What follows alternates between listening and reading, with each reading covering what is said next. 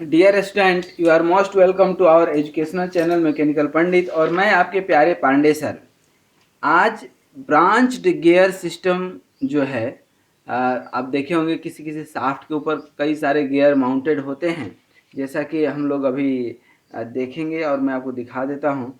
ये आप देखे होंगे इस टाइप का गियर सिस्टम कि एक ही शाफ्ट के ऊपर कई सारे गियर हैं, आप देख सकते हैं। ठीक है, देख पा रहे हैं। और ये गियर कैसे काम करता है ये आप कभी ना कभी प्रैक्टिकल जो है देखे होंगे। उसी तरह से एक ये गियर सिस्टम देखिए, this is called basically branched gear system. तो एक ही शाफ्ट के ऊपर कई सारे गियर हैं और इसको किस तरह से डिजाइन करते हैं ये पिछले कई लेक्चर से हम बताते आ रहे हैं। यदि हमारे लेक्चर को आपने सीक्वेंस में देखे होंगे तो आपको उसका कॉन्सेप्ट क्लियर हो चुका होगा। तो basically these are the branched gear system. मैं बार बार बोल रहा हूँ, क्या बोलते हैं इसको? Branched gear system. अच्छा, इससे एकदम बिल्कुल मिलता जुलता लेक्चर हमने जो है, जैसे कि आज ये लेक्चर नंबर हमारा 87 होगा दोस्तों। लेकिन 87 के पहले 86 में भी गियर्ड सिस्टम पढ़े थे। तो वहाँ पर आपने देखा था कि एक शाफ्ट और ये दूसरा शाफ्ट, ये बी और सी ये पिनियन है और ये गियर है, ठीक है ना। अब ये रोटेट हो रहे हैं, तो किस तरह से इसकी फ्रीक्वेंसी हम निकाले थे और इक्विवेलेंट शाफ्ट में इसको जो है कन्वर्ट किए थे। कन्वर्ट करने का भी दो तीन तरीका हम एज्यूम करके चले थे। एक तो सबसे पहले ये इक्विवेलेंट लेंथ निकला है, वो देख लीजिए कैसे निकाले थे, अभी बता देते हैं। क्योंकि बहुत ज़रूरी है कि हम ये आपको ब्रांच्ड सिस्टम पढ़ाएं, उसके पहले जो है ये सिंपल सिस्टम डिस्कस कर लें। ठीक है, अब ये डिस्कस जब कर रहे थे आपको लेक्चर नंबर 86 में, तो उसमें हमने ये डायमीटर ये सब बताए थे। और यहाँ पर हमने बताया था जब इसको आप इग्नोर कर देंगे तो इक्विवेलेंट लेंथ निकलेगा, इक्विवेलेंट शाफ्ट का लेंथ निकलेगा ये वाला। और तब ये टू रोटर सिस्टम का काम करेगा। किसका काम करेगा? Two rotor system. बोलिएगा सर टू रोटर सिस्टम क्या है? तो टू रोटर सिस्टम जो है दोस्तों, हमने आपको बताया था लेक्चर नंबर 83 में। लेक्चर नंबर 83 में एक शाफ्ट के ऊपर दो रोटर है, माउंटेड है। तो किस तरह से टोर्सन इक्वेशन निकाल करके और इसकी फ्रीक्वेंसी निकाले थे, ठीक है ना। अब टोर्सन इक्वेशन से शाफ्ट का क्या लेना देना है ये भी 2 मिनट में आपको हम बता दें कि ये शाफ्ट है, ये टोर्सन इक्वेशन है, torque upon I P equal to tau upon R equal to C theta by L. और ये जो है इक्वेशन से इस दोनों को यदि हम पकड़ लेते हैं, ये दोनों कान पकड़ लेते हैं फर्स्ट और लास्ट वाली, तो torque upon I P C theta by L, तो T upon theta C I P upon L हो जाएगा। तो टी अपन थीटा को ही टोर्सनल स्टिफनेस बोलते हैं। क्या बोलते हैं? टोर्सनल स्टिफनेस बोलते हैं, ठीक है ना। ये सब टोर्सनल स्टिफनेस हम निकाल चुके हैं कई बार, एक दो बार नहीं, कई बार निकाल चुके हैं। फिर ये टोर्सनल स्टिफनेस के ही आधार पर जैसे लीनियर सिस्टम का नेचुरल फ्रीक्वेंसी निकालते हैं स्क्वायर रूट के बाई एम, उसी तरह से यहाँ पर भी हम निकालते हैं के टी अपन आई, के टी अपन आई। ये आई किसका है? ये है। और के टी किसका है? शाफ्ट का है, ध्यान रखिएगा। तो के टी का वैल्यू तो अभी आप ये निकाले थे सी आई पी अपन एल। तो सी आई पी या C I P upon L into I, C क्या हो गया? Modulus of rigidity. I P क्या हो गया? Polar moment of inertia of the shaft, मतलब pi upon 32 into D to the power 4। और डी क्या मतलब? शाफ्ट का। और ये आई किसका मोमेंट ऑफ इनर्शिया होगा? ये पोलर मोमेंट ऑफ इनर्शिया नहीं है, ये है moment of inertia of the rotor या डिस्क, जो भी आप यूज कर रहे हैं। तो ये हमारा इस तरह से फ्रीक्वेंसी निकलता है, ठीक है। तो कहने का मतलब कि जब इसको आप इग्नोर कर दिए थे और equivalent length of the shaft निकाल लेंगे आप, ये जी क्या है? Gear ratio. इसके बारे में भी काफ़ी डिटेल में हमने बताया था। तो ये टू रोटर सिस्टम का काम करेगा ठीक इस तरह से, और इस तरह से आप रोटर सिस्टम निकाल सकते हैं। लेकिन यदि आप इसको इग्नोर नहीं करेंगे, आप इसको यदि इग्नोर नहीं करेंगे तो करेंगे क्या? तब ये तीन की तरह काम करेगा। इस दोनों का इक्विवेलेंट निकाल लेंगे, इस दोनों का इक्विवेलेंट निकालेंगे तो ये थ्री रोटर सिस्टम हो जाएगा। देखिए, और जिस तरह थ्री रोटर सिस्टम में तीन कंडीशन लेकर के पढ़े थे, उसी तरह से यहाँ भी हम पढ़ेंगे, ठीक है, यहाँ भी पढ़ेंगे। लेकिन अब इससे आगे मतलब लेक्चर नंबर 86 के आगे क्या आ गया? 87। और यहाँ पर सिर्फ गियर्ड सिस्टम था, यहाँ पर क्या है? Branched gear system. वहाँ पर एक आदमी था, मतलब एक छोटी सी फैमिली थी। यहाँ ध्यान समझेंगे यदि आप, तो यहाँ पर मियाँ बीवी बच्चे हैं, लेकिन यहाँ तो पूरा परिवार है, यहाँ पूरा ज्वाइंट फैमिली है। कैसे? ब्रांच है पूरा। किस तरह से काम करेगा, थोड़ा सा मैं आपको यहाँ पर इसका एक ओवरव्यू दिखा देता हूँ, ठीक है ना। और अभी हमने आपको फिगर दिखाया ही था, ये आपका डिस्क हो गया या रोटर हो गया, गियर हो गया, जो भी आपको एज्यूम करना है, कॉन्सेप्ट सब पे सेम लगेगा। देखिए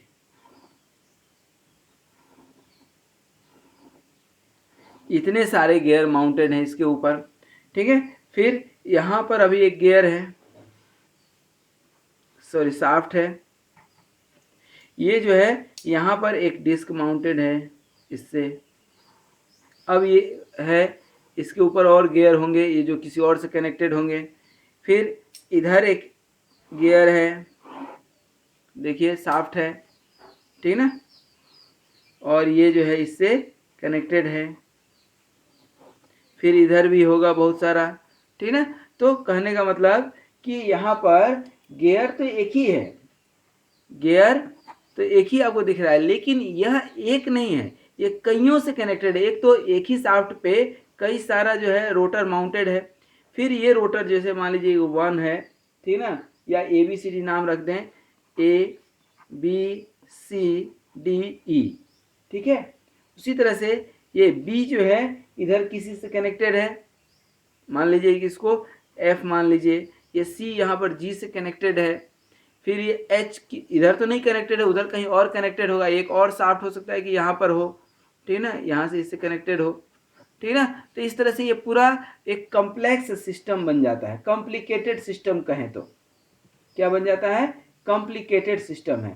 तो इसी को हम लोग बोलते हैं ब्रांच्ड गियर सिस्टम, ठीक ना। और बेसिकली ये प्रोपेलर सिस्टम जो मरीन इंजीनियरिंग होता है वहाँ पर यूज करते हैं, ठीक ना।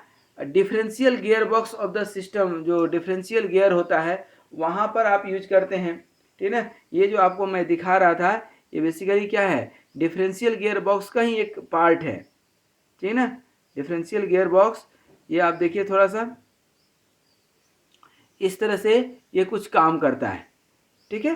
तो कहीं ना कहीं जो है ये चीज़ें आप देखे होंगे और समझ पा रहे होंगे, ठीक है ना। अब बात आती है कि इस पूरे सिस्टम को कैसे एक इक्विवेलेंट सिस्टम में कन्वर्ट कर सकते हैं, 1 to 1 गियर के ऊपर एनालिसिस कर सकते हैं, ठीक है ना।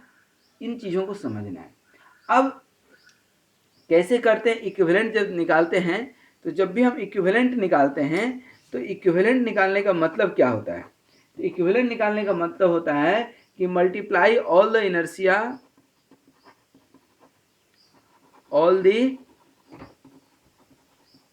Inertia and stiffness. अब बोलिएगा सर इनर्शिया स्टिफनेस क्या होता है, तो इसकी भी बहुत लंबी चौड़ी कहानी ही सिर्फ हम नहीं पढ़ाए हैं, बल्कि इसके इक्वेशंस जो है हमने निकाले हैं, ठीक ना। उस इक्वेशन में हमने आपको बताया था, अभी मैं जस्ट 1 मिनट दिखा दूं आपको ताकि कॉन्सेप्ट क्लियर हो। कि मल्टी रोटर सिस्टम में आप देख सकते हैं कि कैसे हमने इक्वेशन डेवलप किया है। ये मैंने बार बार उस समय भी बोला था, आज भी बोल रहा हूँ, और पिछले 50 लेक्चर में कम से कम मैं ज़रूर बोला होऊंगा कि इक्वेशन डेवलप करने ज़रूर सीख जाइएगा। देखिए हम इक्वेशन एक आपको बता देते हैं। कोई भी डिस्क का आप निकालेंगे तो I1 θ1 डबल डॉट जैसे mx डबल डॉट, तो ये क्या होता है, इनर्शिया टॉर्क कहलाता है, ठीक है। प्लस अब इसके आगे क्या है, पीछे तो कुछ है नहीं, आगे क्या है KT1, तो θ1 माइनस θ2 इक्वल टू 0। इसका समझ लीजिए अच्छे से, I2 θ2 डबल डॉट, और इसके पहले क्या है KT1 θ2 माइनस θ1, इसके आगे क्या है KT2, देख लीजिए KT2 और θ2 माइनस θ3 इक्वल टू 0, ठीक है। और इन सबको सम करेंगे तो हमने बताया था कि total inertia torque should be 0 for an equilibrium condition, ठीक है। तो ये एक सिस्टम हो गया। तो एक तो आपका इनर्शिया हो गया क्या, आई, ठीक है ना, आई, और इनर्शिया टॉर्क क्या हो जाएगा,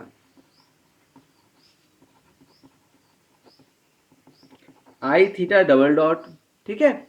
उसके बाद हो जाएगा स्टिफनेस, यहाँ स्टिफनेस नॉर्मल स्टिफनेस नहीं आती है, कौन सा, टोर्सनल स्टिफनेस, जो अभी हमने आपको बताया, के टी। अब जितना सिस्टम हम लेंगे 1 2 3 4 5 6 7 8 सबका अलग अलग होगा, तो यहाँ पर किसी का भी आप निकालेंगे तो क्या निकल करके आएगा, C I P upon L. C I P, C मतलब क्या, modulus of rigidity, I P क्या हो गया, polar moment of inertia of this shaft, ध्यान रखिएगा, और एल क्या हो गया, लेंथ ऑफ दिस शाफ्ट, ठीक है।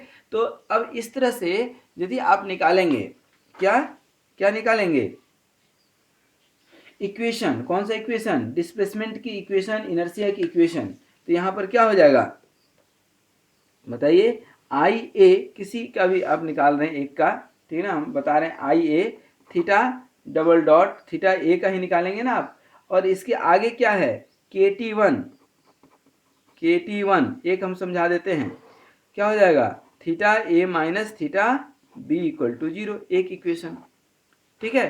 फिर ये बी जो है एफ से कनेक्टेड है, बी एफ, ठीक है, ये बी एफ, तो बी एफ समझ पा रहे होंगे आप। अब बी एफ के लिए आपको आई बी एफ निकालना पड़ेगा पहले, इक्विवेलेंट बी एफ, ये दोनों पिनियन और गियर एक दूसरे से क्या हो गया, कनेक्टेड हो गया। तो आई बी एफ कैसे निकालते हैं, ये हमने लास्ट लेक्चर में बताए थे।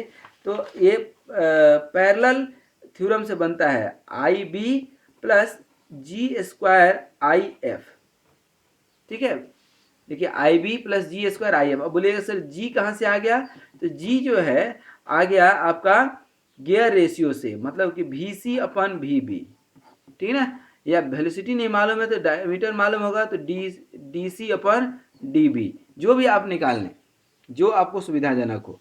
तो यहाँ पर अब इसके लिए जब निकालेंगे तो क्या होगा दोस्तों, आई बी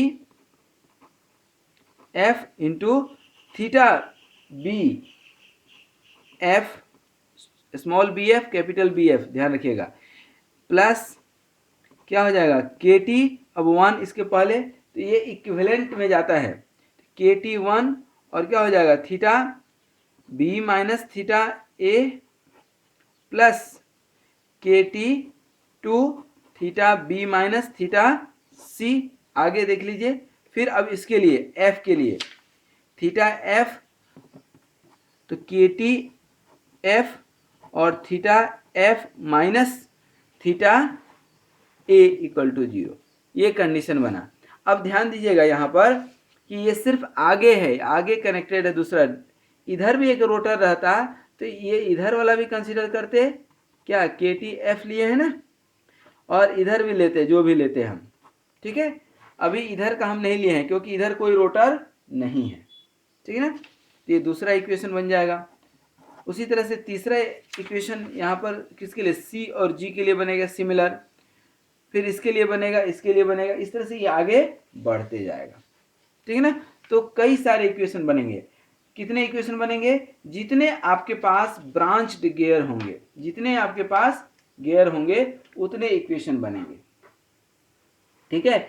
अब इसके बाद थोड़ा सा याद कीजिएगा आप मैट्रिक्स इक्वेशन, क्या, मैट्रिक्स इक्वेशन, मैट्रिक्स इक्वेशन, तो अब इसको हम लेट मान लेते थे, क्या, थीटा ए इक्वल टू क्या मान लीजिए, ए साइन ओमेगा टी, तो ए मान लीजिए, theta B equal to A B sine omega T मान लीजिए, जो भी आपको मानना है। और यहाँ थीटा डबल डॉट निकालेंगे तो क्या होगा, थीटा डबल डॉट ए निकाल देंगे तो माइनस ए ओमेगा स्क्वायर और साइन ओमेगा टी हो जाएगा। थीटा बी डबल डॉट निकालेंगे तो minus A B omega square sine omega T हो जाएगा कि नहीं। तो ये जो है ए B A C A D ये सब जाएगा कि नहीं, जितने नंबर ऑफ गियर होंगे उसी हिसाब से इक्वेशन बनेगा, ठीक है ना। और सबको रीअरेंज कर देंगे, क्या कर देंगे, रीअरेंज कर देंगे, ठीक है। तब आपका बन जाएगा यहाँ पर मैट्रिक्स, यहाँ पर ये A B A C A D and so on, जो भी जितना भी होगा ये इक्वेशन बन जाएगा, और ये 0।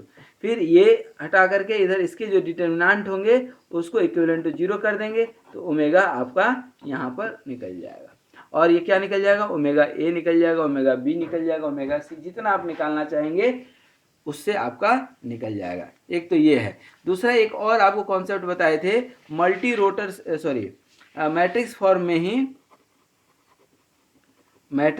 में ही जो आपका लेक्चर नंबर 75 में ही था, ठीक है ना, कौन सा, आइगन वैल्यूज वाला, यही इसी टाइप से जो इक्वेशन है आपका, तो ये इक्वेशन ऐसे बन जाता था, आपको याद होगा, m theta double dot plus K T और थीटा इक्वल टू 0, और यही जो है आप theta double dot plus m inverse और के टी और थीटा इक्वल टू 0 लिख लेते थे, याद होगा आपको, और यही theta double dot plus C theta equal to 0, और इक्वेशन निकालते थे आप lambda equal, sorry C equal to मान लेते थे m इनवर्स और k, और ये लेमडा आई माइनस सी कर देते थे, ये इक्वल टू 0। लेमडा क्या होता था, आइगन वैल्यूज, और आई क्या, आइडेंटिटी मैट्रिक्स। और अब सिर्फ सी का वैल्यू निकालना है आपको, तो एम इनवर्स कैसे निकलता है मैं बता दूं आपको, adjoint of M upon mod of M, यहाँ से जो है आप एम इनवर्स निकाल लेते थे, मतलब ये क्या होता था, मास मैट्रिक्स, ये स्टिफनेस मैट्रिक्स, और ये डायनामिक मैट्रिक्स, और ये आइगन वैल्यूज, आई क्या है, आइडेंटिटी मैट्रिक्स है, या यूनिटी मैट्रिक्स जिसको बोलते हैं, ठीक है। तो इस तरह से आप m का वैल्यू निकालिए, k का निकालिए, और उसको इस इक्वेशन में रख दीजिए, एक इस इक्वेशन में रखना बहुत ज़रूरी है। उसके बाद लेमडा का वैल्यू निकाल दीजिए, और लेमडा बेसिकली क्या होता था, ओमेगा स्क्वायर, लेमडा निकल गया, जो भी निकला उसको ओमेगा में कन्वर्ट कर दीजिएगा, तो ये वैल्यू आपका निकल जाएगा। तो ये 2-3 तरीके हैं जनरल मेथड से और इस मेथड से कि आप निकाल सकते हैं, ठीक है। गियर रेशियो हमने आपको बता दिया, gear ratio is very important. Gear ratio सिर्फ वहीं निकालिएगा जहाँ पर डायरेक्ट कनेक्टेड है, जैसे यहाँ पर सी जी, यहाँ बी और एफ, बी एफ कनेक्टेड होकर क्या बन जाएगा, ठीक है ना, बी एफ, ठीक है ना, जी और सी, यहाँ पर गियर रेशियो निकलेगा, ना कि ए और एफ निकालने जाएंगे आप, जरूरत नहीं है, जहाँ पर डायरेक्ट कनेक्टेड है वहीं पर यहाँ निकालने की जरूरत है, ठीक है। तो आई होप कि इस तरह का ब्रांच्ड गियर सिस्टम का कोई यदि न्यूमेरिकल आता है, हालांकि ये न्यूमेरिकल थोड़ा सा कॉम्प्लिकेटेड होता है, जहाँ भी आप निकालेंगे these are the complicated method, not easy method.